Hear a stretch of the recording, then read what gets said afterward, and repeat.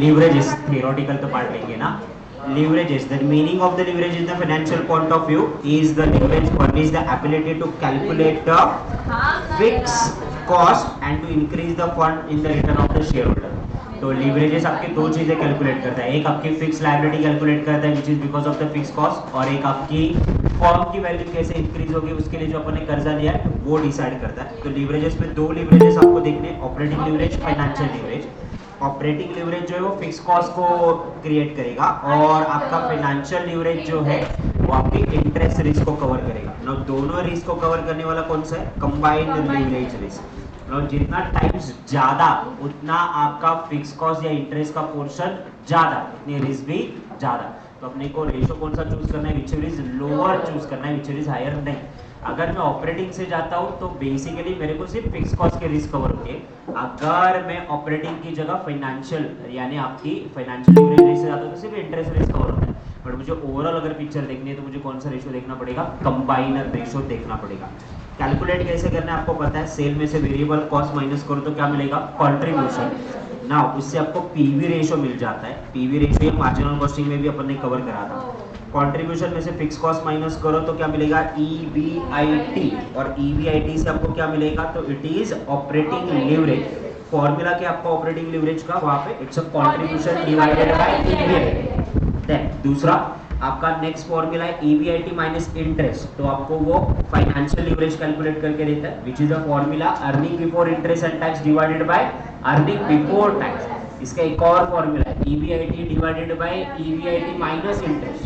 Then उसके अलावा taxes minus करेंगे, फिर उसके बाद प्रेफरेंस डिविडेंड माइनस करेंगे तो प्रॉफिट फॉर इक्विटी मिलेगा. Number of equity share holder को डिवाइड करोगे तो ईपीएस मिलेगा. ईपीएस में से 40% 50% अगर डिविडेंड दोगे तो वो डीपीएस मिलेगा. नाउ ईपीएस से मार्केट प्राइस भी निकाल सकते हैं. ईपीएस को अगर पी रेशियो से मल्टीप्लाई करोगे तो मार्केट प्राइस मिल जाएगा.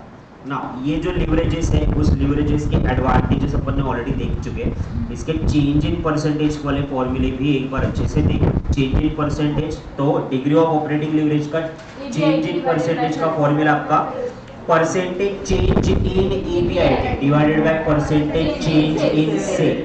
Degree of financial leverage is equal to percentage change in EPS divided by percentage change in EBIT.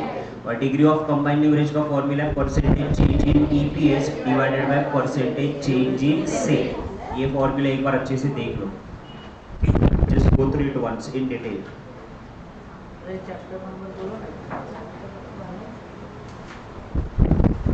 Capital structure रहेगा 3 अराउंड.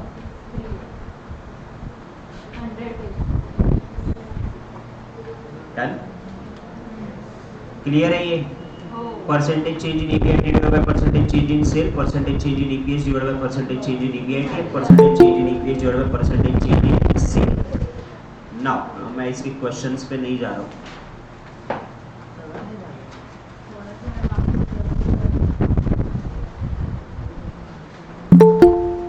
इसका एक और पार्ट रिलेटेड है आपका कैपिटल स्ट्रक्चर से.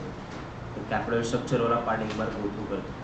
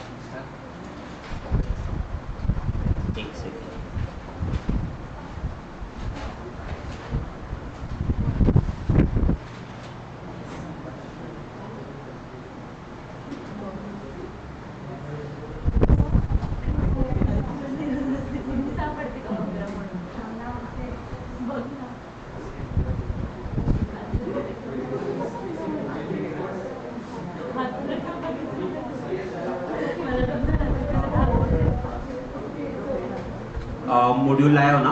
तो chapter lesson number 3 capital structure and leverage analysis पे आ जाओ.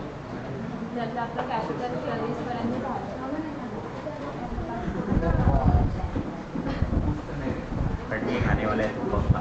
तेरे को मॉड्यूल नहीं होता है, तेरे पास बुक होता है. किसका चुरा के लेके आ?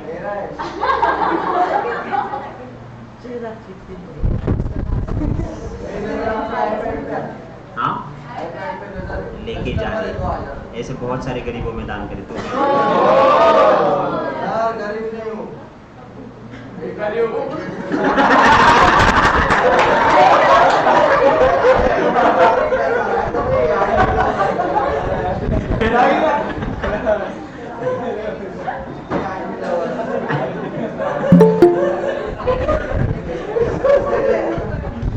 Definition of capital structure. तो डेफिनेशन ऑफ देख कितना भी कूद ले, अब तेरी इज्जत गई है तो गई है, अब ना वापस आ रही। ऐसे 2-3 आंटी लोग और कुछ बोल के जाएंगे तो उनको फर्क नहीं पड़ेगा।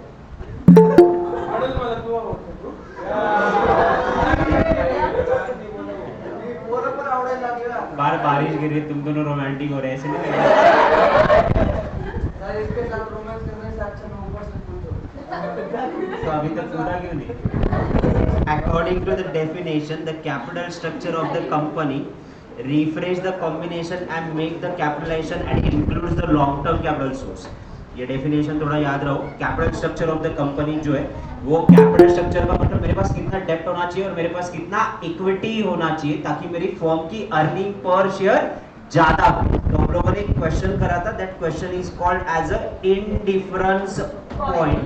इंडिफरेंस पॉइंट का मतलब क्या है कि मुझे एक ऐसा ईबीआईटी बताओ जहां पे मैंने कर्जा भी ज्यादा लिया या फिर मेरे पास इक्विटी भी ज्यादा है तो भी फर्क ज्यादा नहीं गिरेगा, दोनों का ईपीएस सेम रहेगा। तो ईबीआईटी पॉइंट बताओ जहां पे दोनों का ईपीएस सेम है, चाहे मैंने कर्जा लिया हो या चाहे मैंने इक्विटी शेयर इशू की। तो ideal combination of capitalisation for the long term resources, ये कौन बताता है? Capital structure. कैपिटल स्ट्रक्चर में हम लोगों ने ये टाइप देखे थे, हॉरिजॉन्टल कैपिटल स्ट्रक्चर, ये नोट डाउन भी करवाया था, ओनली इक्विटी नो डेब्ट, horizontal. Vertical capital structure, a small portion of equity and डेब्ट ज्यादा है। पिरामिड स्ट्रक्चर जहां पे इक्विटी सबसे ज्यादा है, उसके बाद प्रेफरेंस है, उसके बाद डेब्ट है। नाउ यहाँ पे cost of equity is less than the cost of डेब्ट। इन्वर्टेड पिरामिड शिफ्ट यानी उल्टा, इट कोलैप्स। तो यहाँ पे आपका डेब्ट पोर्शन ज्यादा है, फिर प्रेफरेंस पोर्शन ज्यादा है, इक्विटी सबसे कम है। Now significant of the capital structure, capital structure का सिग्निफिकेंस क्या, इंपॉर्टेंस क्या, ये आपकी फर्म की स्ट्रैटेजी डिसाइड करेगा। अब अगर ज्यादा कर्जा ले रहे हो तो that also not in good phase, तो ये आपकी फर्म की स्ट्रैटेजी बताएगा कि अगर आप बाईबैक कर रहे हो, आप इक्विटी शेयर पे ज्यादा इन्वेस्ट कर रहे हो, इनको डिविडेंड दे रहे हो, तो लॉन्ग टर्म के लिए आप इक्विटी के लिए काम करो, ये आपकी स्ट्रैटेजी पता चल जाती है। रिस्क, इक्विटी है तो रिस्क ज्यादा रहेगा, डेब्ट है तो रिस्क कम रहेगा। आपकी इमेज, कर्जा ज्यादा है तो इमेज खराब रहेगी, कर्जा कम है तो इमेज अच्छी रहेगी। एंड टैक्स सेविंग, इंटरेस्ट की वजह से आपका टैक्स सेव होगा, बट आपकी अगर मैं इक्विटी डिविडेंड या प्रेफरेंस डिविडेंड की बात करूं तो उससे टैक्स सेविंग नहीं होगी। तो ये चार इंपॉर्टेंट चीजें जो कैपिटल स्ट्रक्चर में देखनी जरूरी है। आपका गोल क्या है? आपको short term and medium term के लिए पैसा चाहिए तो कर्जा, लॉन्ग टर्म के लिए चाहिए तो इक्विटी से लो, तो फॉर्म स्ट्रेटेजी। दूसरा रिस्क कितना है, तीसरा पब्लिक इमेज, और चौथा आपका टैक्स सेविंग। नोट डाउन करे हो already? Attribute, capital structure, capital structure इसको याद करने के लिए मैंने आपको बोला था वेल प्लान कैपिटल स्ट्रक्चर कैसे होना चाहिए, C square R square F. No C square R square F, तो सी का मतलब होगा वहां पे इट्स कैपेसिटी एंड कंट्रोल, जो दोनों आप में नहीं है, return and risk, and third one flexibility. सही है ना? आपलं बाजूला समोर नको तिकडे लक्ष देऊ नकोस। Return and risk are are, then capacity and control, ये आपका वेल प्लान स्ट्रक्चर होना चाहिए, and flexibility.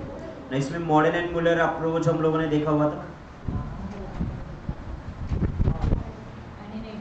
Okay. Net income approach, net operating approach, traditional approach and modern and mirror approach, ये अप्रोचेस के जितने भी एजम्पशन है ये आपको अच्छे से याद करने पड़ेंगे, तभी आपके एमसीक्यू बनेंगे, उसके बिना आपके एमसीक्यू नहीं बनेंगे। So we'll start with first net income approach. According to this approach, the relationship between the capital structure and value of firm therefore can affect by increase or decrease the debt portion of the overall financial risk. Now the following assumption has been made. इनका क्या कहना है कि आपका जो relationship है capital structure and value of firm, वहां पे आपके फर्म का कैपिटल स्ट्रक्चर बदला तो फर्म की वैल्यू भी बदली, आपका कैपिटल स्ट्रक्चर सेम तो फर्म की वैल्यू भी सेम रहेगी। तो there is a relationship between capital structure and firm value. Now increase and decrease in the डेब्ट portion have the financial risk. कभी अपन कर्जा ज्यादा लेंगे, कभी अपन कर्जा कम लेंगे, उसके हिसाब से मेरी फाइनेंशियल फर्म की वैल्यू भी क्या होगी, चेंज होगी। ना उन्होंने कुछ एजम्पशन किए, क्या कॉस्ट ऑफ डेब्ट आपका कम है then the cost of equity, that's why अपन कर्जा ले रहे हैं क्योंकि कर्जा अपने को सस्ते में मिल रहा है। देन कॉस्ट ऑफ डेब्ट and cost of equity remain constant. Now लोगों को ये दो एजम्पशन में कंफ्यूजन होता है। नाउ कंफ्यूजन का मतलब, कॉस्ट का मतलब क्या है कि आपकी जो डेब्ट है वो डेब्ट आपको मिल रही है 10% के हिसाब से, और अगर आप इक्विटी करने जाओगे तो इक्विटी आपको 14% का क्या देना पड़ेगा, आपको डिविडेंड देना पड़ेगा। इज माय कॉस्ट ऑफ डेब्ट is less than cost of equity? Yes.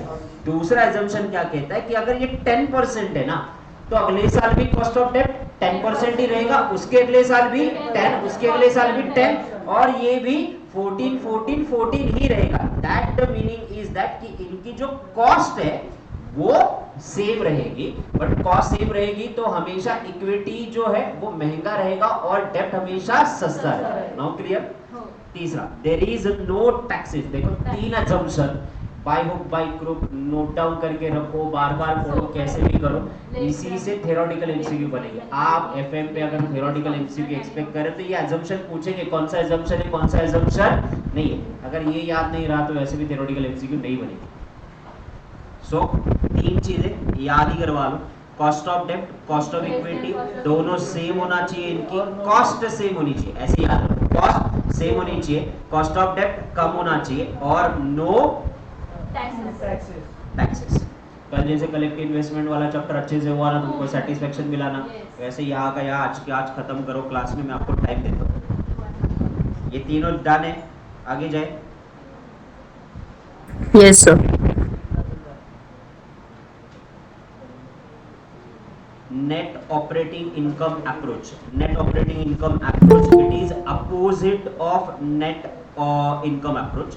According to that, the market value of firm is depend on net operating profit, EBIT, and overall cost of capital. उनका मतलब है कि आपने last time बोला capital structure, और capital structure के अलावा आपकी value of the firm, they are the interrelated. ये कह रहे नहीं, आपकी जो इनकम है उससे आपकी फर्म की वैल्यू डिसाइड होती है, कैपिटल स्ट्रक्चर से कुछ लेना देना नहीं। That's why it is a complete. तो आपका जो लास्ट अप्रोच था, ये लास्ट अप्रोच कौन सा था, नेट इनकम अप्रोच। ये बताता क्या, capital structure and value of the firm. Now net operating income approach, ये क्या बता रहा है वहां पे, तो ये बता रहा है कि आपकी फर्म की जो वैल्यू है ये डिपेंड किस पे कर रही है, ऑपरेटिंग प्रॉफिट, जिसको अपन बोलते हैं EBIT, एंड फर्म की कॉस्ट ऑफ कैपिटल। अब फर्म की कॉस्ट ऑफ कैपिटल का मतलब ओवरऑल कॉस्ट ऑफ कैपिटल की अपन बात करें, जिसमें डेब्ट भी है, इक्विटी भी है, प्रेफरेंस भी, weighted average cost of capital. Now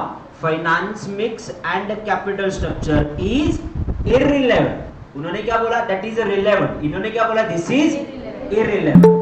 now इनका आपका assumption क्या है, investor see the whole firm and capitalize the earning and find the value of whole firm। इनका मतलब ये अर्निंग के हिसाब से वैल्यू डिसाइड करेंगे। तो मैंने फॉर्मूला लिख के दिया है, earning per share divided by NR, जितना अर्निंग पर शेयर ज्यादा उतना फर्म का वैल्यू भी ज्यादा।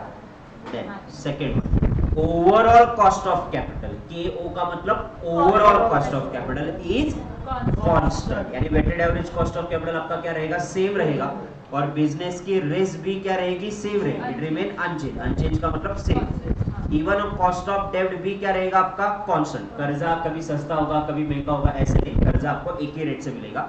देन मोर एंड मोर डेब्ट in the capital structure increase the risk of share holder and result into increasing the cost of capital. तो but obviously ज्यादा कर्जा लेंगे तो लास्ट में सबसे ज्यादा बर्डन किस पे आएगा, इक्विटी पे आएगा। अब इक्विटी बोलेंगे यार सबसे ज्यादा रिस्क मेरी है, और रिस्क का प्रिंसिपल कहता है higher the risk higher the return. तुम जितना कर्जा लेंगे उतना इक्विटी वाले क्या बोलेंगे, हमको भी डिविडेंड ज्यादा चाहिए। Now there is also no taxes. तो इनके कितने assumption है, 5।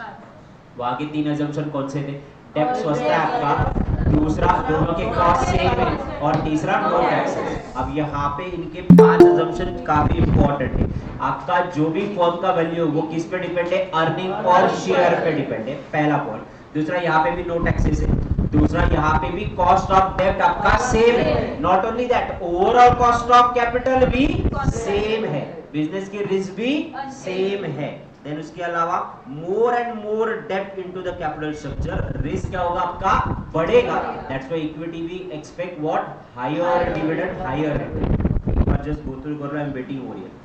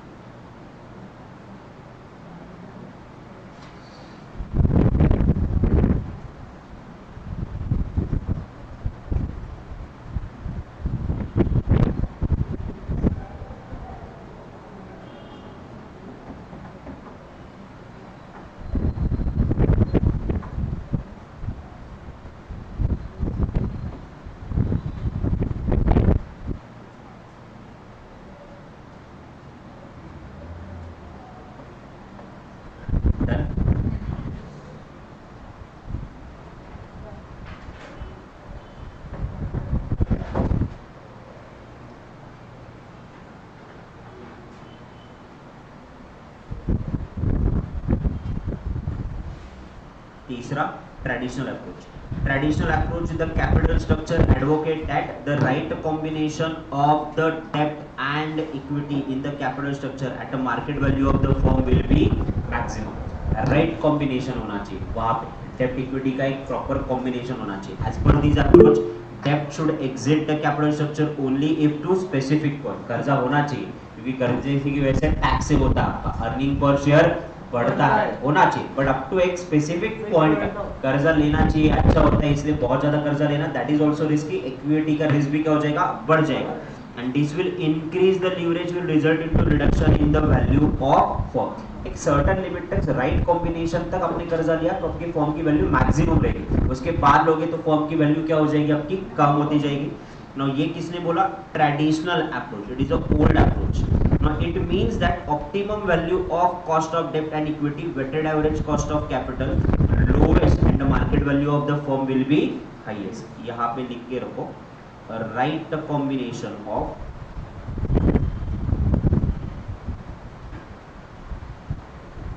debt and equity. कर्जा सस्ता मिल रहा है तो भी एक स्पेसिफिक पॉइंट पे ही लो।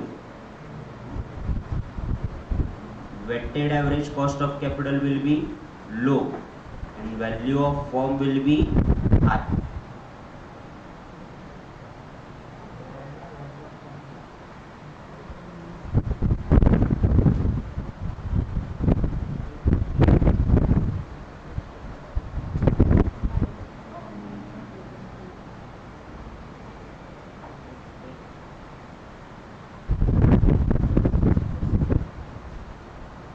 Done?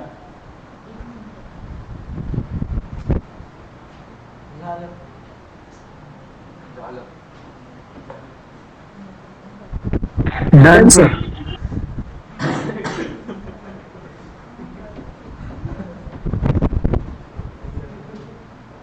Done, sir. काय झालं?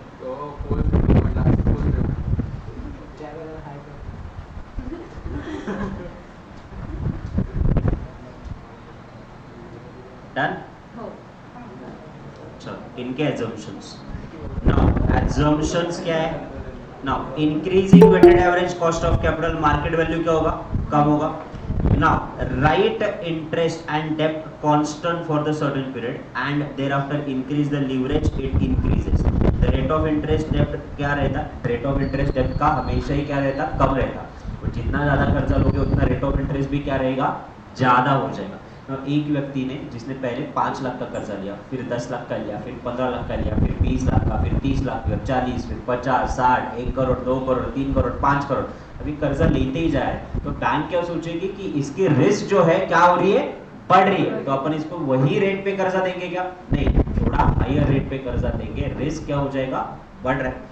Now interest rate of the डेब्ट एक सर्टेन पीरियड तक क्या रहेगा?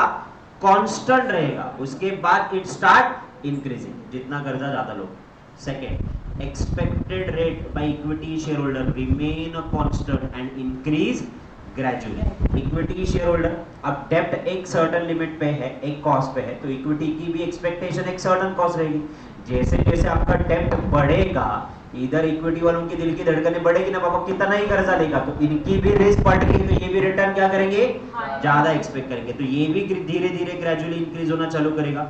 As a result of activity, the rate of interest and expected return, the weighted average cost of capital decrease, and then the firm value will be increase. अगर overall अपन rate of interest and expected return की बात करें, तो जब आपका weighted average cost of capital कम होगा, तब आपका फर्म का वैल्यू ज्यादा होगा। सो तीन अजम्पशन उन्होंने किए, डेप्ट कांस्टेंट होना चाहिए, इक्विटी कांस्टेंट होना चाहिए, बट जैसे जैसे डेप्ट बढ़ेगा वैसे वैसे इक्विटी के एक्सपेक्टेशन भी बढ़ेंगे, और तीसरा overall weighted average cost of जब कम रहेगा तो मैक्सिमम फर्म का वैल्यू रहेगा। Go through it once, keywords कौन से इंपॉर्टेंटली याद करने वो देखिए। It is a right combination of डेप्ट and equity, okay. Capital structure में डेप्ट होना चाहिए, बट एक up to specific point only. Then lowest the weighted average cost of risk, highest will be the market value. Weighted average cost of increase हो गया तो आपकी फर्म की वैल्यू डाउनवर्ड होगी। इंटरेस्ट रेट कांस्टेंट है up to certain period, उसके बाद increase होगा। इक्विटी रेट भी कांस्टेंट है, उसके बाद वो इंक्रीज होगा। और the next one is firm की वैल्यू आपकी बढ़ेगी जब आपका weighted average cost of capital कम होगा। Done done sir.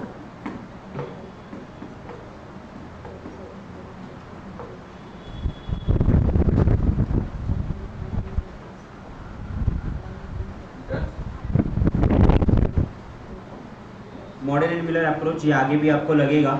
So modern and Miller approach साल याद रखो 1958।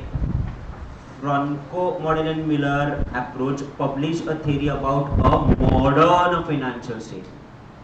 तो he is talking about modern financial state, okay. Now इसके हिसाब से क्या है, they concluded that the value of the firm is solely depend on the future, यानी तुम्हारा कैपिटल स्ट्रक्चर गया साइड में, तुम कर्जा कितना ले रहे हो, इक्विटी कितना है वो गया साइड में, करंट इनकम भी गया साइड में, आपका फ्यूचर इनकम कितना है उस पे फर्म की वैल्यू डिपेंड है। यानी नेट इनकम अप्रोच क्या कर रहा था, तो इनकम को कंसीडर कर रहा था, बट उन्होंने क्या बोला था, there is a relationship between the capital structure and your value of the firm. दूसरे वाले ने क्या बोला, नेट इनकम अप्रोच ने, उन्होंने बोला कि नहीं नहीं, आपका कैपिटल स्ट्रक्चर मैटर नहीं करता, आपकी करंट इनकम कितनी है वो मैटर करती है। ट्रेडिशनल ने क्या बोला कि नहीं, आपका कर्जा कितना है वो डिपेंड करता है। और ये क्या बोल रहे हैं, नहीं, आपका ना कैपिटल स्ट्रक्चर मैटर कर रहा है, ना डेट मैटर कर रहा है, ना इनकम मैटर कर रहा है, फ्यूचर इनकम मैटर कर रहा है। So the value of the firm solely depend on the future income, and hence the value of the firm is remain unaffected because of debt equity combination. Future में कितना पैसा कमाने वाले वो matter करता है। Now it remain unaffected because of the debt and equity mix. They conclude that the firm is the asset and regardless how those assets are financed. In their paper, the Modern and Mirror began and very restricted set of assumptions include the perfect capital market, and they use the arbitrage proof to demonstrate the capital structure is irrelevant. And the assumption is if the debt finance resulted into higher the value of firm than the equity, investor who own the share is a leverage, the firm could increase the income by selling those shares using and plus borrow the fund under leverage. तो इनका ये उन्होंने कहा हुआ है कि firm जितना कर्जा लेगी उतना फर्म का वैल्यू क्या रहेगा, ज्यादा रहेगा। अब इनका कहने का मतलब है जितना फर्म का वैल्यू ज्यादा रहेगा ना, ये शेयर बाय नहीं करेंगे, ये शेयर को क्या करेंगे, सेल करेंगे, और उससे जो भी प्रॉफिट होगा उससे पैसे क्या करेंगे, और बोरो करेंगे।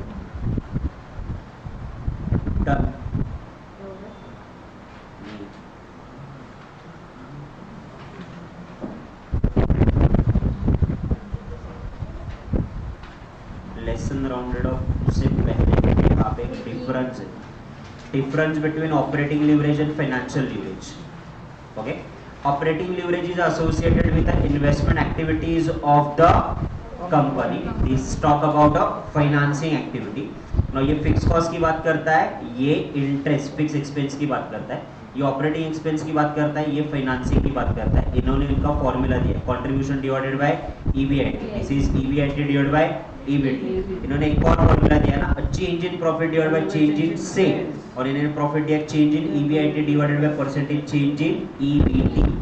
नाउ ऑपरेटिंग लिवरेज कैलकुलेट करना, उसका इक्विटी के साथ कोई रिलेशन नहीं है, इनका इक्विटी के साथ रिलेशन है।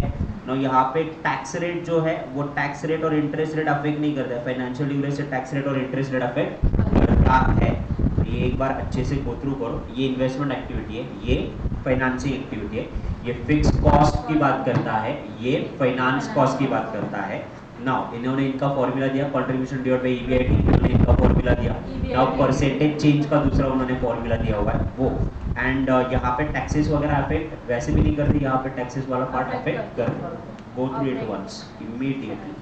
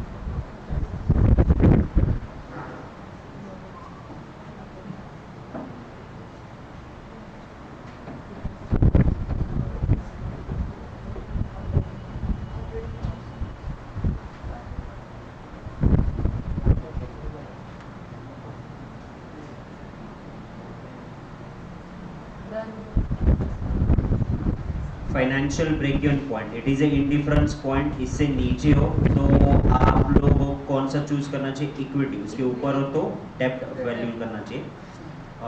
वर्किंग कैपिटल लीवरेज कैलकुलेट करने की जरूरत नहीं, लेसन राउंडेड ऑफ पे आ जाओ।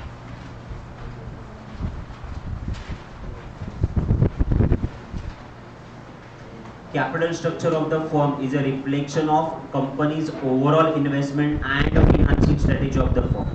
It shows how much reliance to be placed by firm on the external source of finance and how much internal source of the finance. Capital structure ये बताता है बाहर से पैसे कितने लाने, अंदर से पैसे कितने लाने. You can calculate that and decide one structure.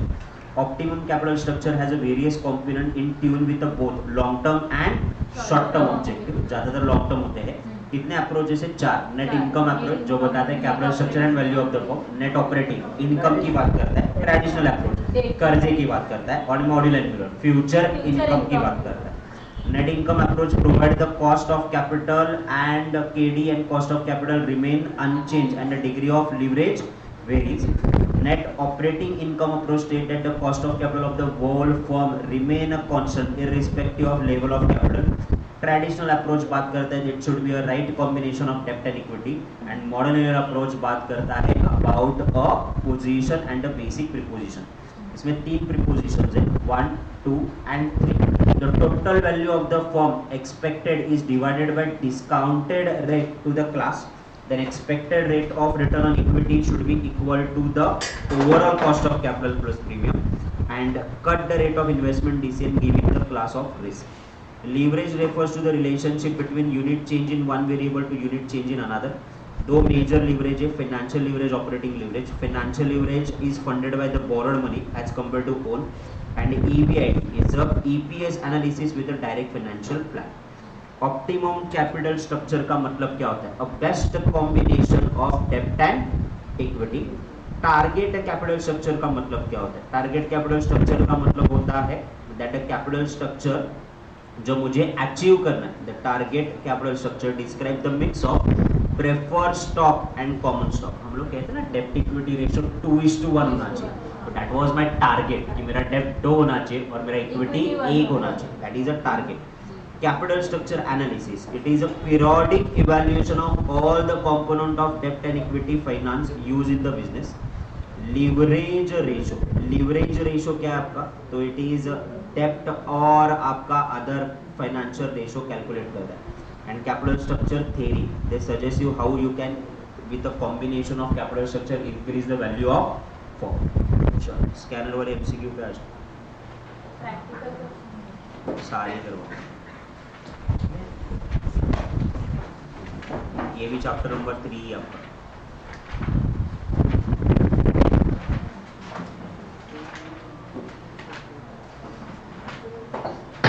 Sir एक बार स्कैनर सेंड कर दो ना सर ग्रुप पे. स्कैनर ग्रुप पे सेंड कर दो ना सर.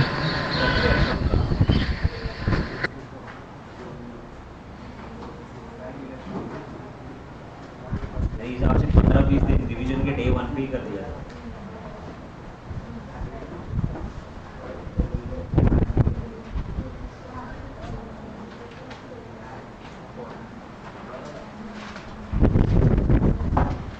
मेरे को इंडिविजुअली पिन कर वरना भिजवाता हूँ अगर नहीं है तेरे पास.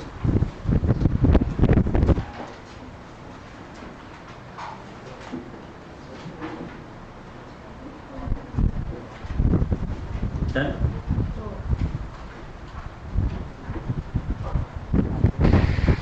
सर रिसेंड कर दो ना सर. पिन कर मुझे मैं भिजवाता हूँ. Okay, 2019 December. If the company acquire a helicopter for the top management in a certain period on a fixed payment, which of the following is true regarding the leverages? अब मुझे ये बताओ, अगर आपने हेलीकॉप्टर लिया है टॉप मैनेजमेंट के लिए तो कर्जा थोड़ी लिया है, आपका फिक्स कॉस्ट बढ़ा है ना.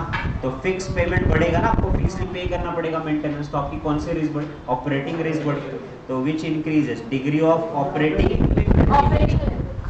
Option A. Next one. Which of the following is not a valid assumption under the Model and Miller approach to the capital structure? ये काफी ध्यान से देखो. That securities are indefinitely divisible. हाँ ये है, securities are indefinitely divisible. Lack of free flow information, transaction cost zero, no taxation. तो actually वहाँ पे मेरे हिसाब से होना चाहिए transaction cost is zero. Check करो. करो.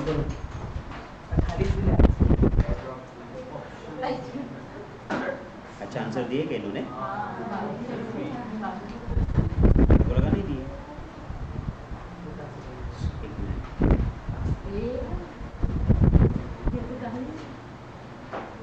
Done. Next. Firm has degree of operating leverage 6 and the sale of the firm increased by 1%. It implies that. इसका मतलब क्या होगा? तो पहले तो मेरे को डिग्री ऑफ ऑपरेटिंग लीवरेज का परसेंटेज का फॉर्मूला बताओ. परसेंटेज का फॉर्मूला क्या है? Percentage change in sale. तो percentage change in EBIT divided by percentage change in sale. जरा 2 सेकंड के लिए रुको ना. Degree of operating leverage answer पता है, इसका मतलब देख के आगे नहीं जाना, आप याद नहीं रख सकते, लॉजिकली सॉल्व करना है. सो आपका उन्होंने क्या बोला है कि डिग्री ऑफ ऑपरेटिंग लीवरेज कितना है? 6 टाइम्स. बराबर. नाउ डिग्री ऑफ ऑपरेटिंग यानी चेंज इन EBIT वो पता है कि आपको? नहीं. तो चेंज इन आपको सेल पता है? यस. 1% से आपका सेल क्या हुआ? चेंज हुआ. अब मुझे ये बताओ, सेल अगर 1% से चेंज हुआ, अगर आप उसको डिवाइड करें और डिवाइड करने के बाद आंसर 6 आ रहा है, इसका मतलब यहाँ पे चेंज कितना आया होगा? 6 divided by 1 is equal to 6 ना. इसका मतलब ये हुआ कि 1% change in a sale resulted into 6% change in EBIT. समझ में आया? सो EBIT बढ़ेगा कितने से? 6% से. और लॉजिक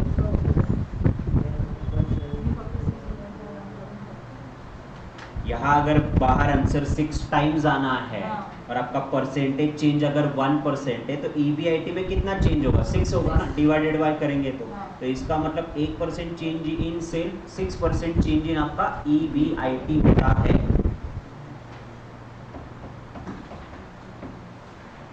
ओके, एक और इसी से रिलेटेड आपको बता रहा हूं,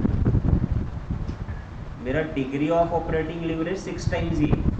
okay, 3% change in sale, how much is the percentage change in EBIT?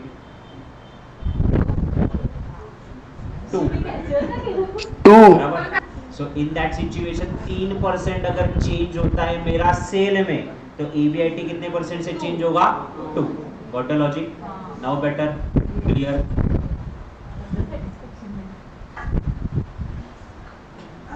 2019 December, earning per share is equal to profit after tax divided by number of authorised capital. तो पहली चीज तो अपन ऑथराइज्ड कैपिटल से कभी डिवाइड करते ही नहीं, authorised is the highest capital, जितना अपन शेयर इशू भी नहीं करते। Profit after tax divided by number of share issued capital और प्रॉफिट डिवाइडेड बाय नेटवर्थ। अपन नेटवर्थ से कभी डिवाइड करते ही नहीं ना, अपन प्रॉफिट आफ्टर टैक्स को डिवाइड करते हैं by the number of equity share, और वो number of equity share issued ही रहते। तो ऑप्शन कौन सा आपका? Option B.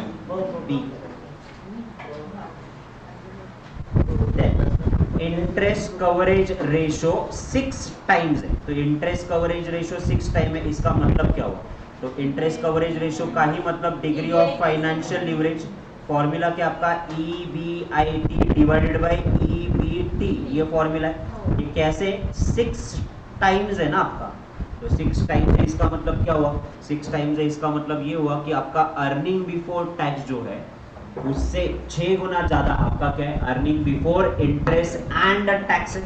तो यहाँ पे उन्होंने ऑप्शन दिए हुए क्या? सेल ज्यादा, तो सेल का कोई रिलेशनशिप बनता ही नहीं ना यहाँ पे। अगर परसेंटेज वाला भी फॉर्मूला देखोगे तो परसेंटेज वाला फॉर्मूला भाई क्या है? Percentage change in EPS divided by percentage change in EBIT। तो सेल वाला कुछ रिलेशनशिप है, बन रहा है क्या? नहीं, तो सेल वाला इसको हटाओ। ओके, दूसरा उन्होंने क्या बोला? Profit after tax is 6 times of the interest. तो प्रॉफिट बिफोर टैक्स है ना ये, आफ्टर टैक्स तो सवाल आएगा। EAT की बात कर ही नहीं रहे, EBT की बात कर रहे, तो ये भी नहीं आएगा। लॉजिकली डिसलोकेट करना सीखो तो सही आंसर तक पहुंचोगे। EBIT is 6 times of the interest. हाँ, तो EBIT आपका क्या है? मैंने अभी बोला ना, अर्निंग बिफोर टैक्स से 6 गुना आपका क्या है? Earning before interest and tax. तो yes, this is the only correct. Interest 6 times profit after tax, तो प्रॉफिट आफ्टर टैक्स की अपन कभी बात करते ही नहीं। लॉजिकली करो, नीचे के आंसर देख के मत जाओ उस चीज पे।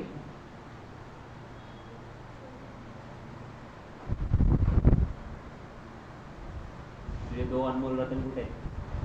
तुझे राम और लखन।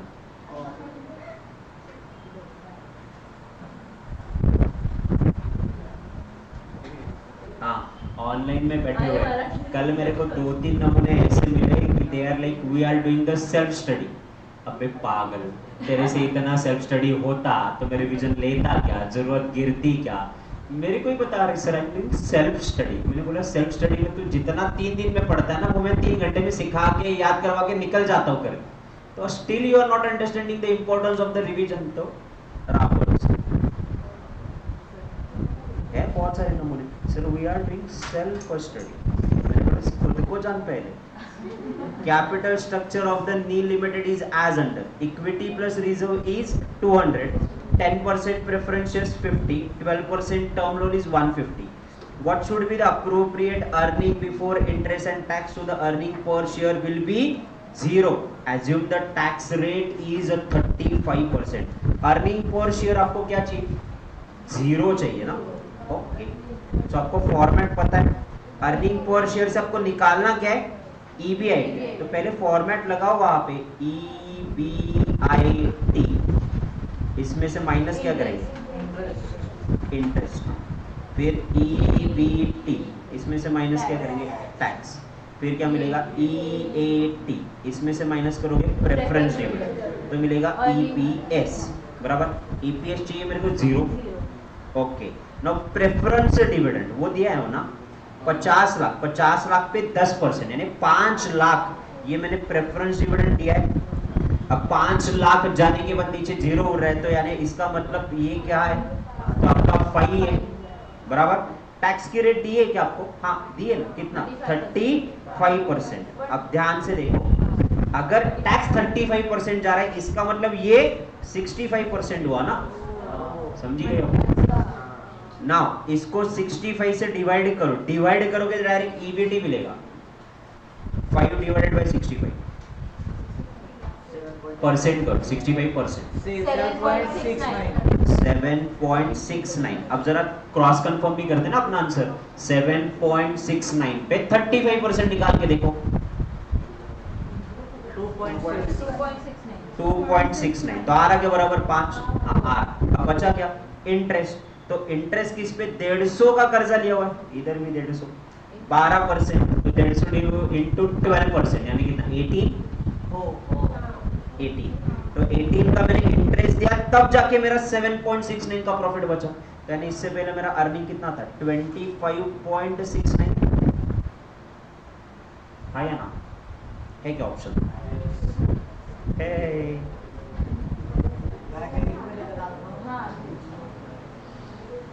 ये कैसे निकाला? 150 पे 12%, और ये तो 35% आपको पता ही था।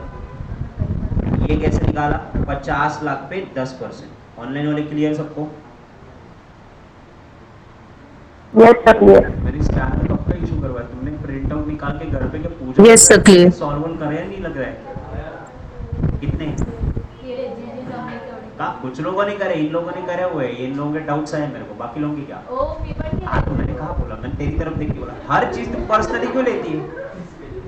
होम ट्यूशन नहीं चल रहा यार, अग्रवाल क्लासेस है, 150 बच्चे हैं। सर ईबीटी कैसा है? ईबीटी हाँ देख, earning before interest and tax, ये 100% मैंने इनकम कमाया, उसमें से 35% टैक्स गया, तो अर्निंग आफ्टर टैक्स ये जो 5 बचा ये कितना रहेगा? 65% रहेगा ना? हाँ सर, इसमें से 35% टैक्स गया, तो ये कितना बचेगा? 65%। 65%। कैलकुलेट करना, 5 के लिए 65, तो 100 के लिए कितना? तो कितना? 5 डिवाइडेड बाय 65%, तो ये मिला 7.69। हाँ सर। अतुल है कि मोहसिन है? अतुल है सर। क्या कर रहे हैं ऐसे? तेरे सब कुछ उल्टा हो गया है। मजाक कर रहा हूं। समझा? आया? हाँ सर। डिवाइडेड बाय 65%, हाँ, हाँ। 100%। अब चेक कर एक बार, 7.69 पे 35% टैक्स निकाल, 2.69 आ रहा है, चेक कर। आया? आया sir. Yes. Got the logic? Next, ABC Limited has shown the book profit operation, EBIT actually वो दिया है 500 लाख, 12% का डेप्ट है 1000 lakh, depreciation 100 and tax 35, profit after tax. Sir ये डी का मतलब क्या है? हमको तो ऐसा कोई सिखाया नहीं। डी का मतलब depreciation. Now profit after tax निकालने के लिए बोला है, तो मेरे को दिया क्या इन्होंने? मेरे को इन्होंने दिया हुआ है earning before depreciation interest and tax, वो कितना दिया? 500। ओके ठीक है, यहाँ तक आएंगे सब लोग? यस। एक्सप्लेनेशन लिख के रखो। देन इसमें से सबसे पहले डेप्रीसिएशन माइनस करेंगे। डेप्रीसिएशन 100 दिया हुआ है, क्वेश्चन में ही दिया हुआ है ना, तो ये बचा कितना? 400, बराबर। तो अब ये क्या आया? Earning before interest and tax. अब इसमें से मैं इंटरेस्ट हटाएंगा, 1000 लाख का कर्जा है 12% के हिसाब से, तो 1000 पे 12 यानी 120, तो ये क्या आया मेरा? Earning before tax.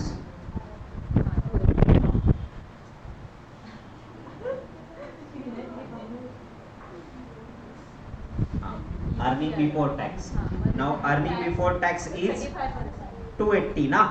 नाउ इसमें से टैक्स जाएगा विच इज 35%। अतुल देख अभी ज्यादा समझ में आएगा। 280 का 35% 98। तो फिर अर्निंग आफ्टर टैक्स कितना है? 182। Option B. कौन सा डिफिकल्टी? इजी है।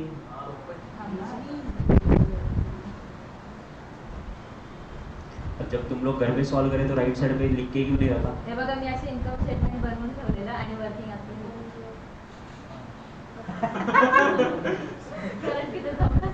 अब किताबों लिख के रखते तो काम में आता ना तुमको रिवीजन, तुम्हारे टाइम बचता ना।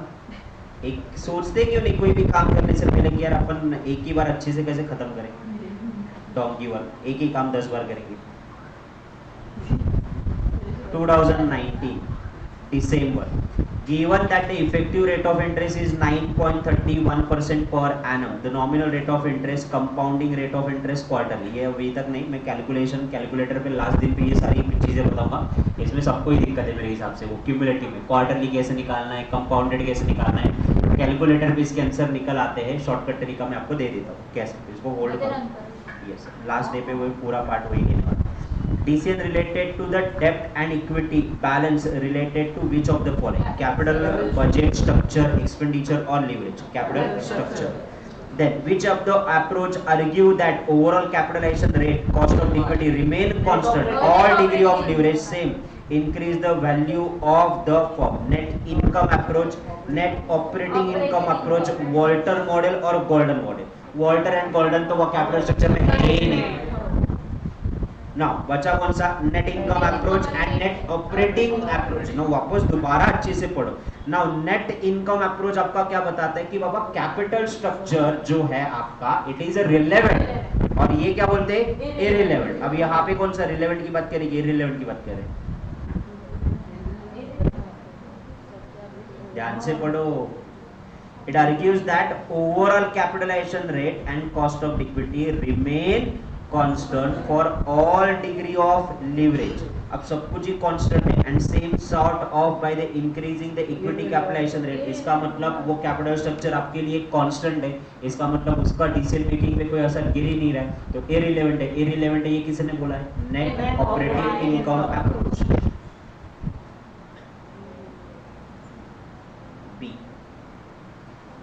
Then next one क्या है? A firm has a degree of operating leverage 5, a degree of financial leverage 4, interest burden 300, variable cost is 75, effective rate, ये marginal costing में क्वेश्चन किया था अपन ने। ना मुझे ये बताओ वेरिएबल कॉस्ट टू सेल, ये रेशो आपका 75, यानी आपका 75% अगर वेरिएबल कॉस्ट है, इसका मतलब 25% आपका पीवी रेशो। ऑपरेटिंग लिवरेज 5 दिया हुआ है, फाइनेंशियल लिवरेज 4 दिया हुआ है, इंटरेस्ट दिया हुआ है, टैक्स रेट दिया हुआ है। आपको निकालना क्या है? Fix cost. अब पहले फॉर्मेट निकालो फिर फिक्स कॉस्ट पता चलेगा। सेल माइनस वेरिएबल कॉस्ट तो क्या मिलता? कंट्रीब्यूशन माइनस फिक्स कॉस्ट तो क्या मिलता? Earning before interest and tax. इसमें से इंटरेस्ट हटता बराबर तो क्या मिलता? Earning before tax. सेल पता है क्या तुमको? सेल पता है क्या? नहीं। कंट्रीब्यूशन का रेशो पता है? हाँ सर ये 25% है। ओके, फिक्स कॉस्ट पता है क्या तुमको? नहीं सर वही निकाल ली। Earning before interest and tax पता है क्या तुमको? Earning before interest and tax पता है क्या? नहीं। इंटरेस्ट पता है क्या? हाँ सर इंटरेस्ट पता है। नाउ अर्निंग बिफोर टैक्स पता है क्या? नहीं। ओके, अब लॉजिक देखो यहाँ पे मैंने ना डिग्री ऑफ, मैंने आपको लॉजिक भी बोला था, चाहे एफएम हो चाहे अकाउंट्स हो चाहे रेशो एनालिसिस का टॉपिक हो, जब आपको ये मिसिंग फिगर के क्वेश्चन आएंगे ना, रेशोज के क्वेश्चन आएंगे ना, जहाँ पे रुपीज अमाउंट दिया हुआ है ना, that is always your starting point. जो रुपीज में दिया हुआ है वही आपका स्टार्टिंग पॉइंट। तो रुपीज में क्या दिया? इंटरेस्ट। इंटरेस्ट बोले तो कौन सा फॉर्मूला लगाएंगे? डिग्री ऑफ फाइनेंशियल लीवरेज का फॉर्मूला लगाएंगे। डिग्री ऑफ फाइनेंशियल लीवरेज का अगर आप फॉर्मूला लगा रहे हो तो उसका फॉर्मूला आपका EBIT डिवाइडेड बाय EBT। ना मेरे को ना EBIT पता है ना EBT पता है, तो ये फॉर्मूला को स्क्रैच। दूसरा formula EBIT divided bye EBIT minus interest. यहाँ पे EBIT नहीं पता पर इंटरेस्ट पता है ना। अब ध्यान से देखिए EBIT का रेशो कितना आपका? 4 टाइम्स ना, 4 टाइम्स है तो आपको EBIT पता है ना, EBIT पता है ना, इंटरेस्ट पता है हाँ कितना? 300। ओके, ना जो चीज पता नहीं उसको x, that's why your x is x। समझ ही नहीं सके तुम आज तक।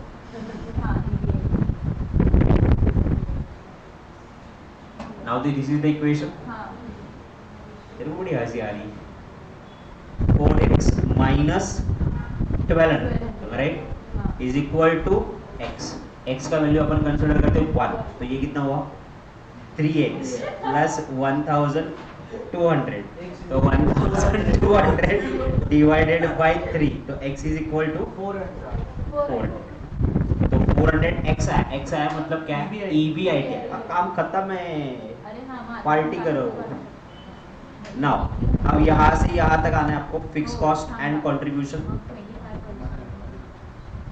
ओके, अब यही जैसे फॉर्मूला दूसरा लगाएंगे ना, कौन सा, डिग्री ऑफ ऑपरेटिंग लिवरेज क्या है EBIT, नहीं sorry, contribution divide by EBIT, contribution divided bye EBIT. Now ये कितना रेशियो है 5 दिया हुआ है ना, ये 5, तो कंट्रीब्यूशन नहीं पता है बट EBIT पता है ना, कितना 400, तो ये कितना हो गया मल्टीप्लाइड 2000, तो फिक्स कॉस्ट मिल गया 1600. ऑप्शन है क्या सर, हम तो कब से निकाल के बैठे, नीचे ही दिया.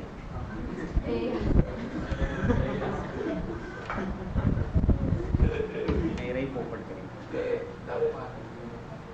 अभी इतने पूरी रामायण लिखते बैठोगे क्या, घर पे करो बे, मेरे को ज्यादा MCQ करवाना है. अरे नहीं होता यार, ये घर पे करो सारी चीजें, रिवीजन है, डिटेल बैच की तरह ले रहे.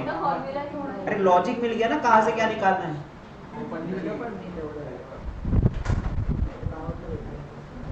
अपूर्वा एक मार जोर से, उसका दिमाग ठिकाने पे आए.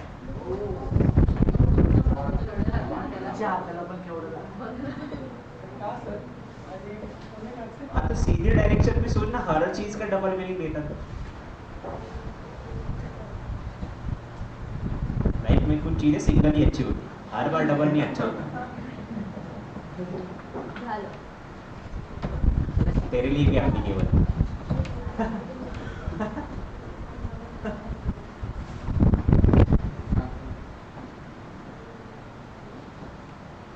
नैन्सी जो जा रही है आज सीधा सकाळी श्रद्धाने चॉकलेट दिले होते, खुश आहे. ते आधी रात ओढून आणला असेल ती. द्या इकडं माणसं द्यायच्या.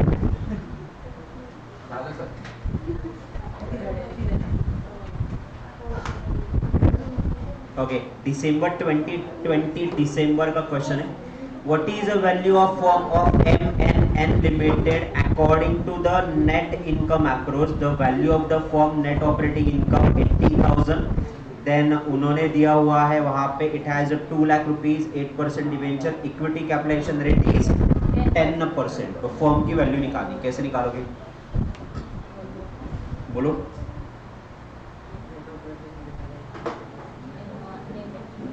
बोलो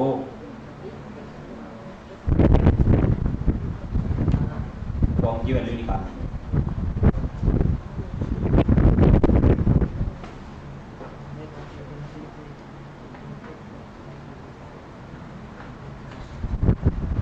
कंबाइंड लेवरेज. हाँ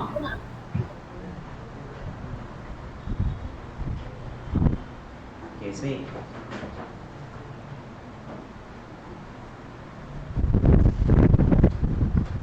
भाई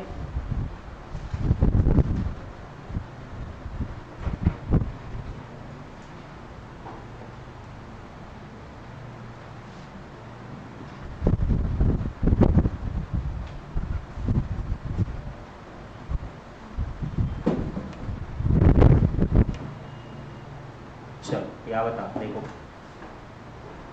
फॉर्म की वैल्यू निकालनी ना, ओवरऑल फॉर्म की वैल्यू निकालनी. तो ध्यान से देखो, पहले मेरे को इक्विटी की वैल्यू निकालनी पड़ेगी प्लस डेब्ट की वैल्यू निकालनी पड़ेगी, तो ओवरऑल फॉर्म की वैल्यू मिलेगी बराबर. इक्विटी की वैल्यू इसकी EPS से डिसाइड होती है, तो मेरे को EPS निकालना जरूरी. EPS कैसे निकालेंगे, 80,000 की इनकम थी बराबर. सर 80,000 की इनकम में से मैंने इंटरेस्ट दे दिया 16,000 रुपये का, कहाँ से 2 लाख पे 8% के हिसाब से. तो अब ये कितने बचे 64,000. मेरा इक्विटी का कैपिटलाइजेशन रेट कितना है 10%, सो डिवाइडेड बाय 10%. तो इक्विटी की वैल्यू कितनी आई 6,40,000. This is my equity value. और डेप्ट का वैल्यू डेप्ट ही रहता, वो थोड़ी ना मार्केट वैल्यू के हिसाब से चेंज होता. वो कितना हुआ 2 लाख, ओवरऑल वैल्यू कितना हुआ 8,40,000 है कि ऑप्शन? हाँ, ऑप्शन ए।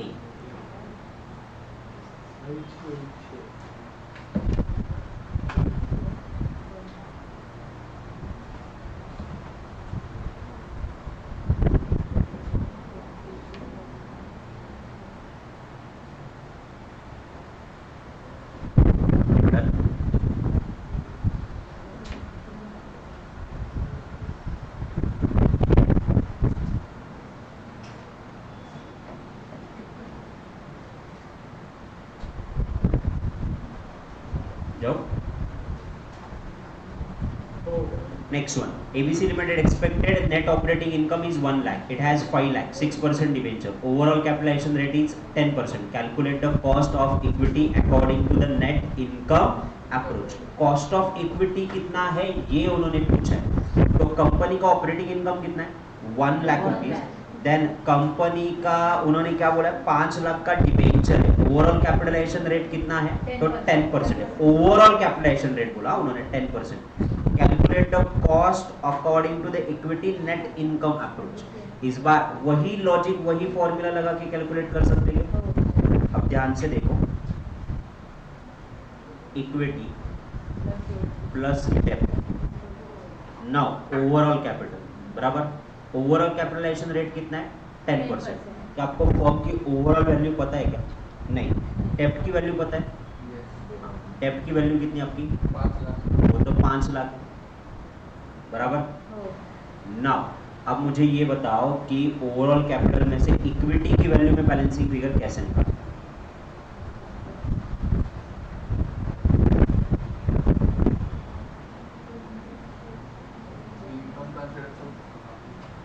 कैसे कंसिडर करो ना, इनकम कंसिडर करो.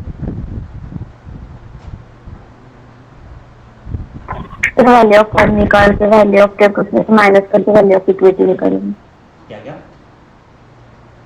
वैल्यू ऑफ फर्म निकालेंगे और उसमें से वैल्यू ऑफ डेब्ट माइनस करके वैल्यू ऑफ इक्विटी मिलेगा. निकालेंगे उसमें से वैल्यू ऑफ डेब्ट माइनस करेंगे तो इक्विटी आएगा. Yes sir. Value of firm निकालेंगे, दैट्स द ओनली थिंग. इसीलिए तो ये लास्ट वाला एमसीक्यू था ना. यहाँ से आपको वैल्यू ऑफ फर्म कैसे निकालनी है वो पता है ना. अब वैल्यू ऑफ फर्म आप कैसे निकालते हो? तो वैल्यू ऑफ फर्म के लिए आप पहले इक्विटी की वैल्यू निकालते हो, उसमें डेब्ट ऐड करते हो तो ओवरऑल वैल्यू पता चलता है. ओवरऑल वैल्यू आपको कैसे दिया हुआ है 10% दिया हुआ है ना उन्होंने बराबर. नाउ 10% दिया है, इसका मतलब क्या हुआ बोलो?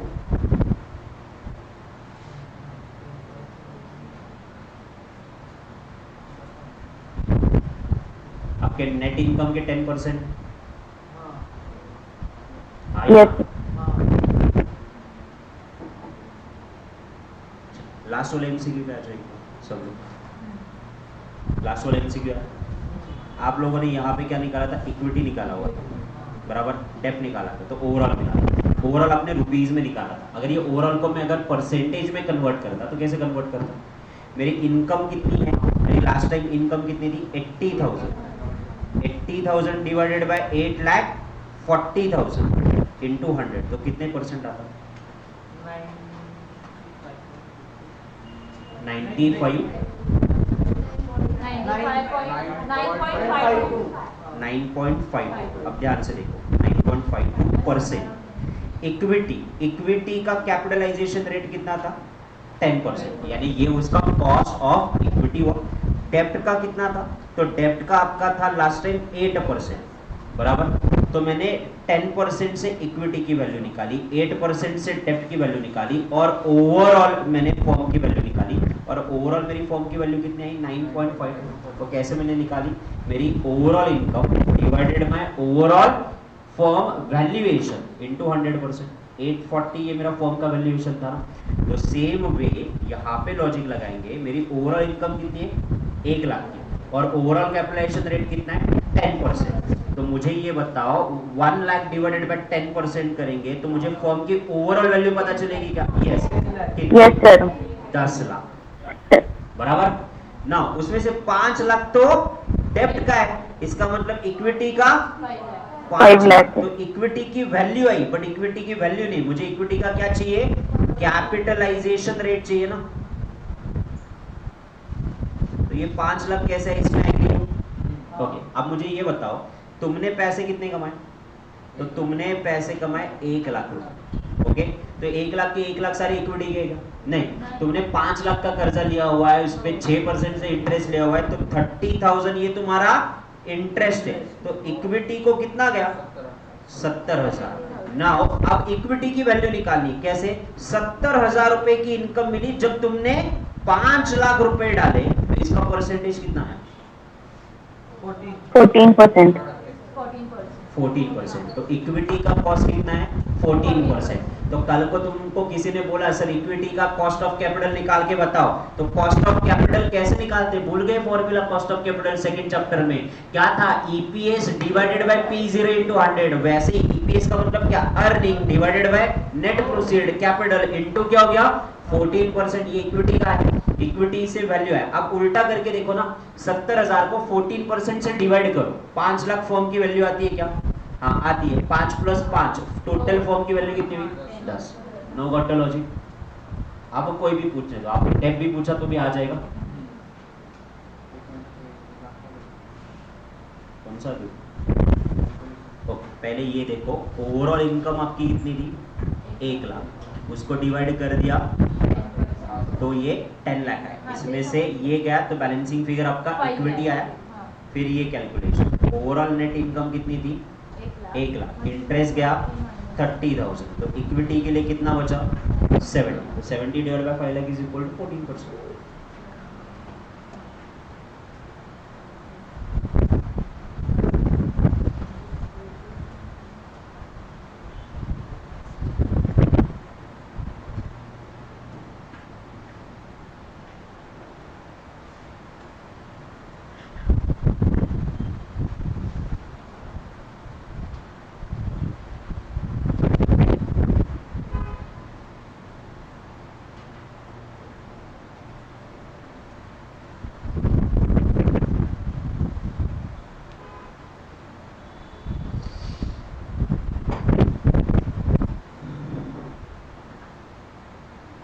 Done?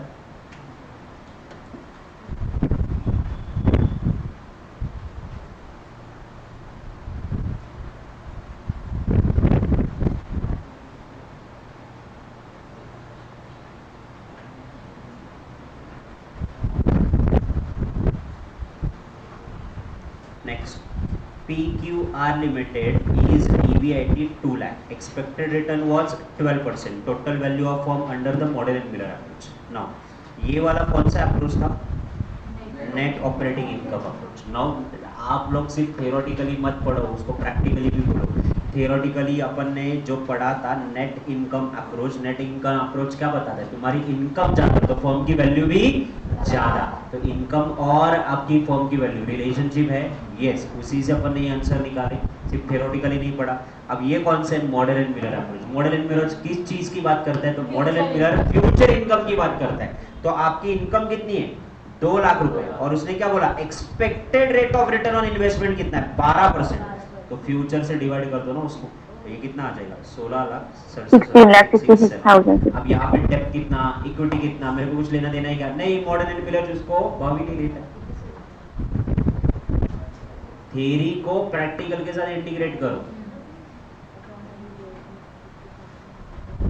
2020 फॉर्म का EBIT दिया हुआ है 50,000, मार्केट वैल्यू ऑफ डेप्ट 80, ओवरऑल कैपिटलाइजेशन है 20, market value of equity under the approach, same last time जैसे क्वेश्चन। तो अभी कर सकते, क्या करोगे? 50,000 डिवाइडेड बाय 20%, तो ओवरऑल फॉर्म की वैल्यू कितनी आएगी? 2,50,000। 2,50,000। उसमें से कर्जा कितना है तुम्हारा? 80,000। तो इक्विटी कितना है तुम्हारा? इक्विटी कितना है? 1,70,000। नाउ इक्विटी का रेट निकालना है ना, तो इक्विटी की इनकम पहले पता करो। इक्विटी की इनकम कितनी है तुम्हारी? 50,000। 50,000 में से इंटरेस्ट जाएगा क्या तुम्हारा? यस, बट इंटरेस्ट का रेट किधर पता है? नहीं, मार्केट वैल्यू ऑफ इक्विटी ही पता है, ऑप्शन ए। आप समझ रहे हो? ओके, मैं लीवरेज के एमसीक्यू में वरी हो ही नहीं, लीवरेज वाले एमसीक्यू में वैसे ही बना रहा हूँ। I am just worrying about net income approach, model and Miller approach, ये वाले एमसीक्यू से। थ्योरी को इंटीग्रेट करना सीखो। Done. Now company has a sale of 12 lakh, variable cost 50%, fixed cost 2,50,000. Operating leverage of the company, तो operating leverage निकालना है. अब मुझे ये बताओ, कंपनी की 12 लाख की सेल है, 50% वेरिएबल कॉस्ट है, तो 50% क्या रहेगा? कंट्रीब्यूशन. तो कंट्रीब्यूशन कितना है? 6 लाख. तो कंट्रीब्यूशन आ गया आपका 6 लाख. ओके, फिक्स कॉस्ट दिया है ना 2,50,000. तो मुझे क्या मिला? Earning before interest and tax कितना मिला? 3.5 लाख. 3,50,000. ओके, अब फॉर्मूला कर सकते हैं ना, contribution divided by EBIT. 6 lakh divide by 3.5 lakh कितना होता है? 1.71. 1.71. ज्यादा इंटरेस्ट लिया पढ़े, मोटिवेशन मिला है.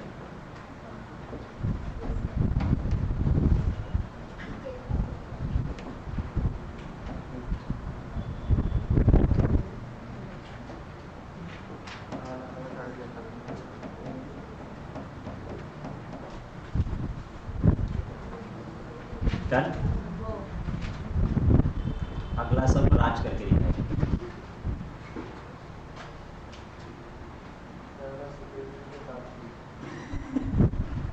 अच्छा ठीक है, बाय बैक की प्रोसेस बता.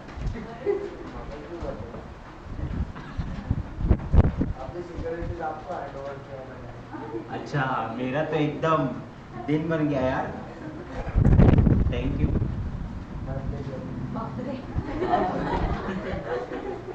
दो चार डायलॉग इंग्लिश में बोल के दिख.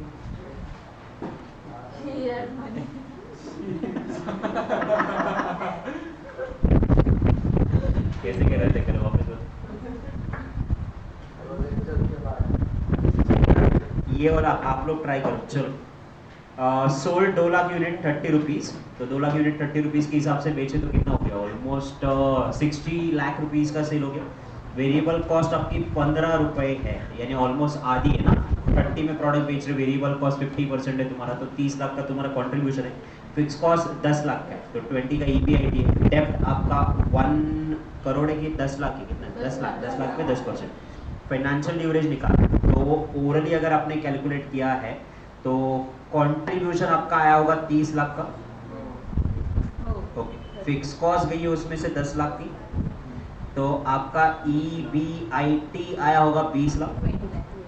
उसमें से आपका इंटरेस्ट गया 1 लाख का, तो कितना बचा? 19 लाख. इंटरेस्ट गया वो देखो पहले. Next one, formula EBIT divided by EBT. EBIT 20 lakh divided by 19 lakh कितना आता? आंसर चेक करो. 1.053. 1.053. Done done done.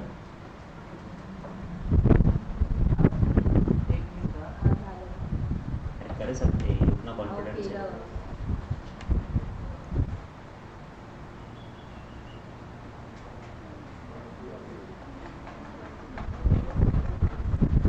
नाउ 2021 अगस्त एग्जामिनेशन लेटेस्ट वाला है.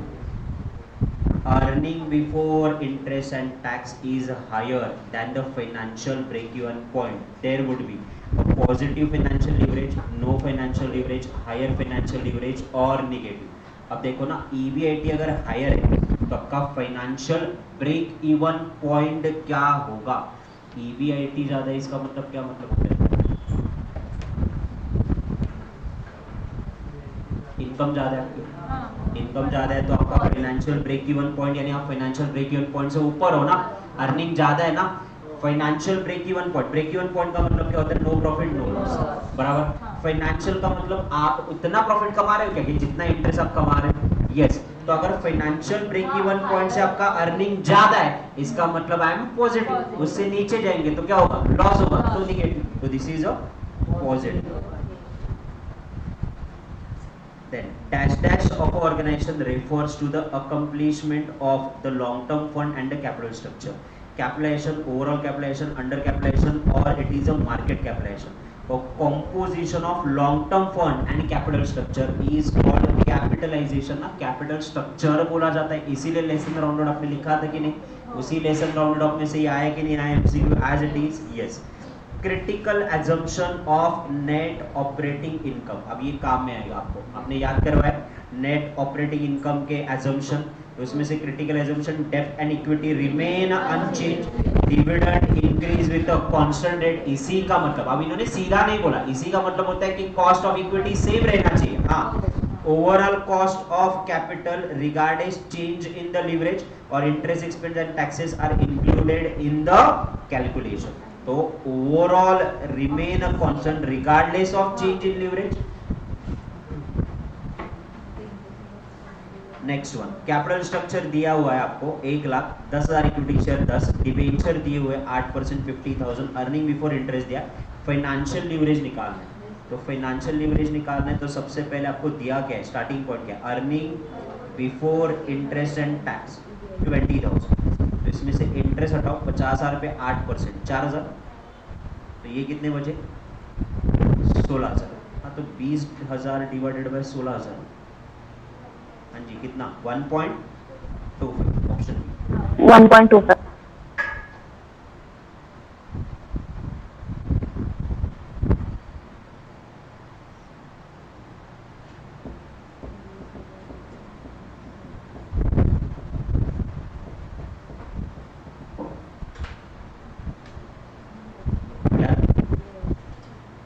Earning before interest and tax and EPS indifference analysis chart used to evaluate the business risk, examine the alternative option plan varies with the EBIT, determine the impact or showing the EPS quality over the time।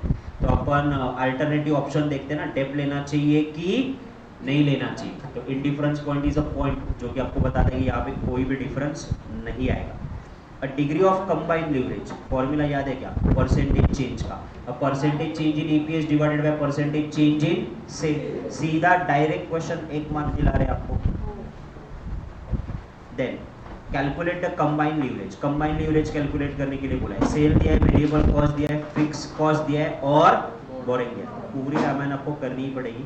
Cell 20 lakh, variable cost को हटाओ, वैसे भी matter नहीं करता है वो, direct contribution निकालो, direct contribution कितना होगा 60% होगा ना 40%, तो ये कितना हुआ 12 लाख। देन फिक्स कॉस्ट निकालो 10 लाख, तो प्रॉफिट कितना हुआ, earning before interest and tax 2 lakh, 10 lakh की बोरिंग आपकी, उस पर 8% का इंटरेस्ट यानी कितना 80,000, तो ये क्या आया अर्निंग बिफोर टैक्स 1,20,000। तो आपको क्या निकालना है, तो आपको निकालना है कंबाइंड लिवरेज। कंबाइंड लिवरेज का फॉर्मूला है कि आपका contribution divided by EBT, contribution कितना है 12 लाख, ईबीटी कितना है आपका 1,20,000, 10 गुना है ऑलमोस्ट 10 टाइम्स। इसका मतलब क्या हुआ, 1% चेंज से 10% चेंज क्या बढ़ेगा, कंट्रीब्यूशन।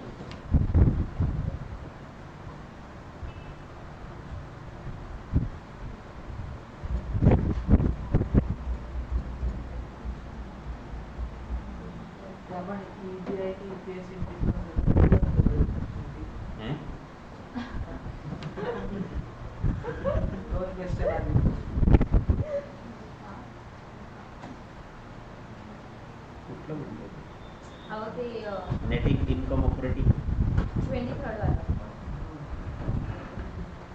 23rd अहो याच्यावरचं चांगलं वर जावं तिकडे पोटात खाली ऑप्शन बी आहे का, मग मी तुला सांग अरे डिफरेंट इंडिफरेंस पॉइंट है, dash dash percentage change in earning per share result into change in operating income, तो change in earning per share to operating income ये आपको कंबाइंड लिवरेज बता देना, डायरेक्ट फॉर्मूले से कैलकुलेट कर सकते हैं।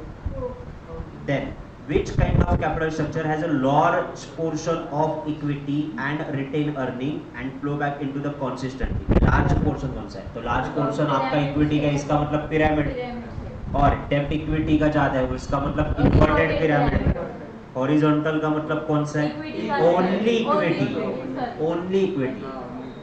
Then Sachin company has a sale of 75 lakh, then variable cost 45, हाँ तो 30 लाख का क्या हो गया तुम्हारा, 30 लाख का हो गया तुम्हारा कंट्रीब्यूशन फिक्स कॉस्ट गया 15 लाख का, तो ऑपरेटिंग लीवरेज कितना? हाँ तो करो 30/15 डायरेक्टली 2 खत्म करो। 2021 XYZ limited company borrowed a capital need, तो बताइए क्यों? Entire capital block 300 funded by the owner, earning before interest and tax 28.50, tax rate आपके पास नहीं? नहीं है। हाँ सर नहीं है इसमें। मेरे पास अपडेटेड वाला है।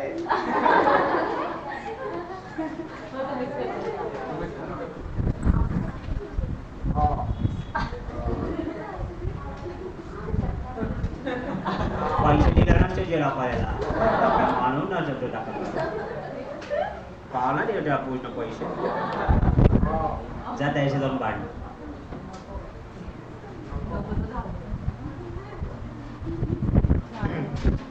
चलो ठीक है ना, यहाँ से तो कैलकुलेट कर ही सकते ना। अरे ये लेटेस्ट वाले दिसंबर वाले एग्जामिनेशन के अभी तुम लोग जब गैदरिंग में नाच रहे थे ना, लोग इधर पेपर दे रहे थे, तुम ऐसे नाच रहे थे गैदरिंग में। हाँ अरे एक ही एग्जाम का पेपर नहीं है दिसंबर के लिए। काय लोकांना काम धंदा नाही काय पण। तो फिर भी नहीं है सर। कौन सा? ये वाला ना, तो अभी क्या कर सकते हैं? पुढचे MCQ घ्या ना. थिअरेटिकल खूप सोपे ओके ज्यादा एमसीक्यू नहीं है एक्चुअली, 1 2 3 4 5 6 7 8 9 10 एमसीक्यू है जो आपके दिसंबर एग्जाम में आए हुए। तो यहाँ खत्म करते हैं ना क्लास का फर्स्ट में। 10 एमसीक्यू में कितना टाइम लगेगा? तुम्हारा रिवीजन भी हो जाएगा। आओ घ्या. हाँ सर चलेगा। आ जा क्या दी दे।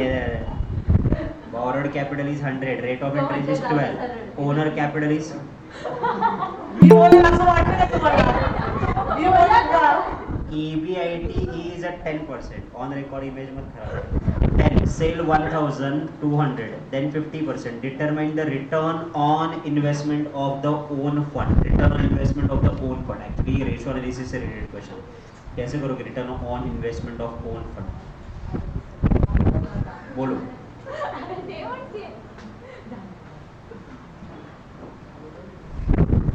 आपने फंड डाले तो आपको रिटर्न में क्या मिला? अरे ओनर को क्या मिला? फंड डाले तो फंड मिला।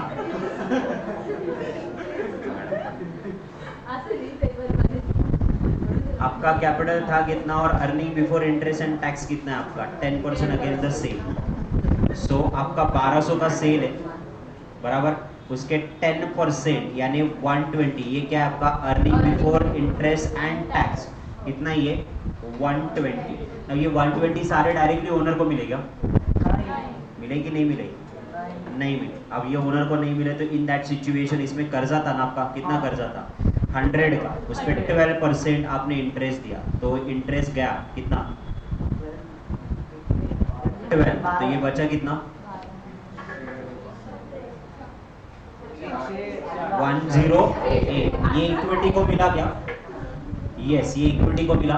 नाउ नंबर ऑफ इक्विटी कितना था आपका? 400, सो डिवाइडेड बाय 400 इंटू 100 करो। 27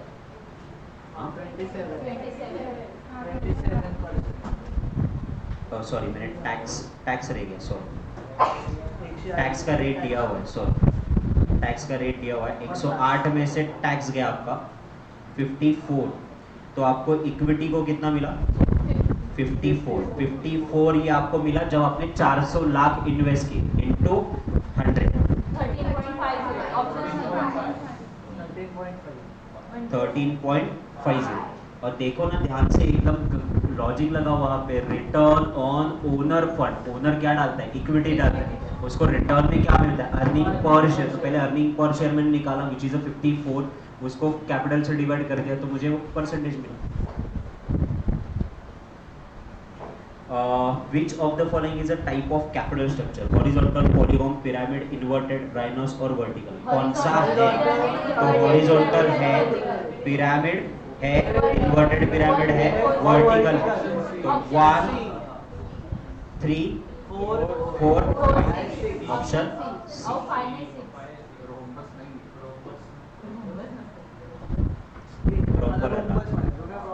रोम्बल अल्लाह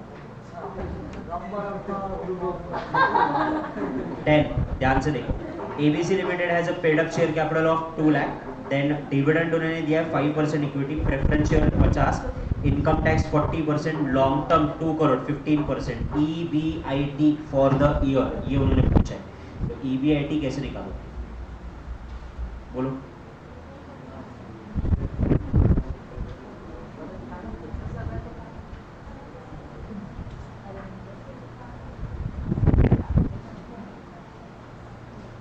पैसा निकालो उल्टा लगेगा तो ईपीएस पता है क्या dividend paid at the rate of 5% पर इक्विटी ना तुमने डिविडेंड दिया कितना है 2 लाख इक्विटी शेयर आपका पेड अप शेयर कैपिटल कितना है 10 lakh out of that 2 lakh are the equity share dividend paid at 5% पर इक्विटी तो कैसे कैलकुलेट करोगे 2 लाख डिवाइडेड बाय 5 करो ना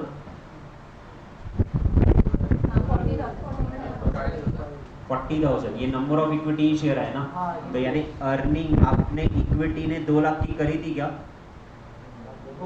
यस करी थी ना इक्विटी से पहले तुमने प्रेफरेंस डिविडेंड दिया रहेगा ना 10 लाख 50% पे तो पीडी ऐड करो तो कितना हुआ 5 लाख पीडी के बाद 50 लाख पे 10% ना तो ये कितना हुआ आपका 7 लाख ऐसे रिवर्स करते जाओगे करो फिर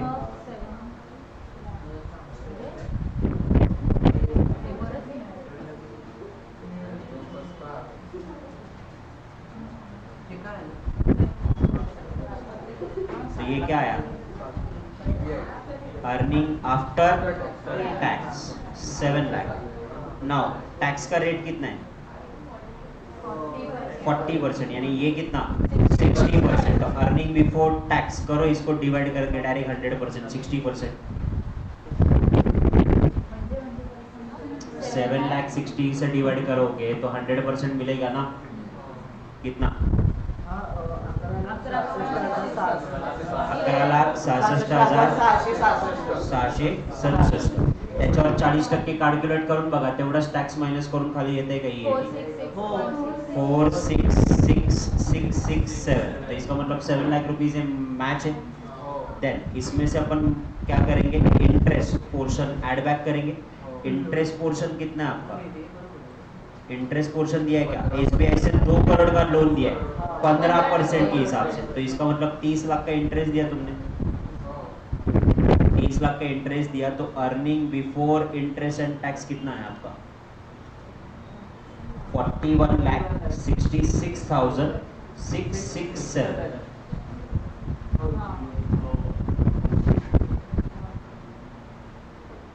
कुछ तो रह गया बरोबर आहे ना ते चुप है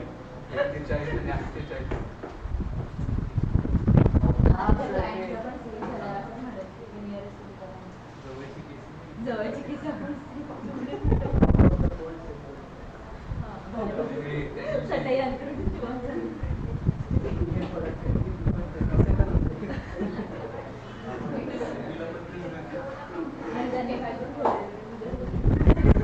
ठीक है हमारा बस चेक करवा दो ये वाला पार्ट ओके ये जो मल्टीपल चॉइस के थ्योरेटिकल क्वेश्चंस है ये आप कर लोगे इसमें कोई डाउट है आपको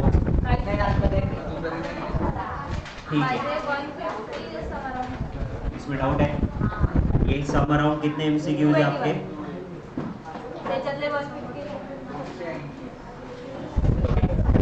ये आज आपके एमसीक्यू बन रहे तो बेटर नहीं तो इसको 50-50 करो आज 140 करो कल 140 करो okay theoretical MCQ it hardly take 10 seconds for one MCQ तो अगर इसमें से आधा अगर 140 एमसीक्यू भी अगर आपके हैं तो वो कम से कम आपके मेरे हिसाब से आधे घंटे में हो जाएंगे बाकी के जो 140 एमसीक्यू बचते हैं उसके लिए आपको 1-1.5 घंटा बैठना पड़ेगा but make a target that कि आज के आज खत्म करो क्योंकि आपके